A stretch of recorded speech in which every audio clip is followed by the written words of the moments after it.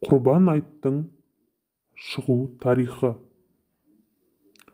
Ислам дініндегі басты мерекенің тарихы ерте заманнан бастау алады. Алла тағала Ибрахим пайғамбарға сынақ ретінде өзінің сүйікті ұлы Исмайылды құрбандыққа шалуды бұйырады. Әкесі мен баласы жаратушының бұйрығына қарсы келмей, әмірді орындамақшы болады.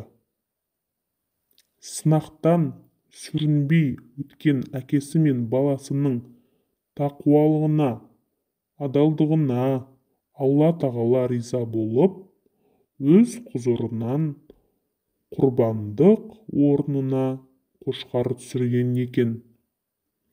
Содан бері Алланың разылығы үшін құрбандық шалу дәстүрі жалғасып келеді. Құрбан шалу арқылы пенде Алланың әміріне бойсұнуды, әр істе сабырлық сақтауды үйренеді.